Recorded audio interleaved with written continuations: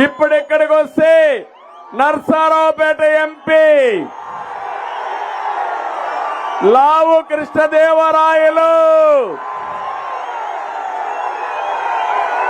పార్టీలోకి వచ్చాడు. ఉత్సాహవంతుడు, చదువుకున్న వ్యక్తి, స్వలాభం కోసరం కాదు, నిజమైన ప్రజాసేవ కోసం వచ్చాడు. అవునా కాదా?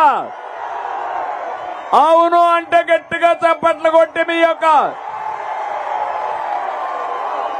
నేను అనుకున్నాను లావు కృష్ణదేవరాయలు గారు పార్టీలో చేరతారు. చేరిన తర్వాత ఈయనకు మంచి పేరుందా చెడ్డ పేరుందా అని మిమ్మల్ని అందరిని అడిగాను. గుర్తుందా? IVRS వచ్చింది. వచ్చిందంటే జైలుపైకి ఎత్తండి. శభాష్.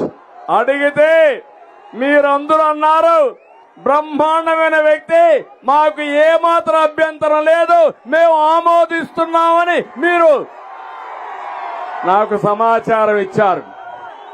అప్పుడే గెలిచిపోయాడు.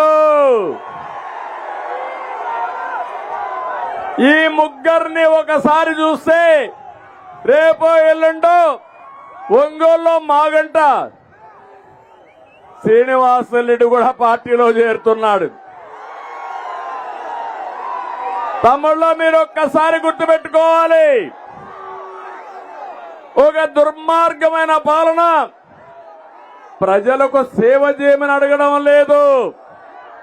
నీకు సీటు కావాలంటే డబ్బులు కట్టాలి, చంద్రబాబు నాయుడు తిట్టాలి, పవన్ కళ్యాణ్ తిట్టాలి, అప్పుడే సీట్ ఇస్తామని ఆంక్షలు పెడితే నీ సీటు మాకొద్దు, మేము తిట్టమని పెద్ద మనుషులు, మంచి వాళ్ళు వీళ్ళందరూ.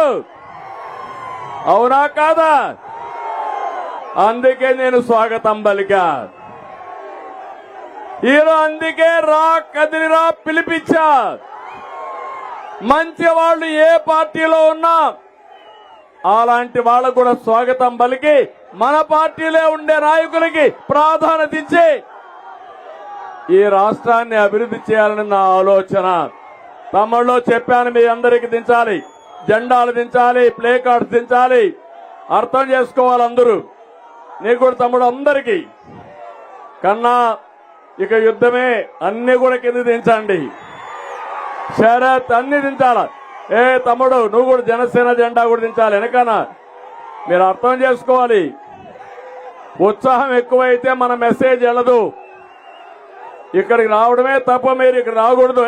దిగా చెప్పి తీవయ్యా, చెప్పింది నాలో దిగు.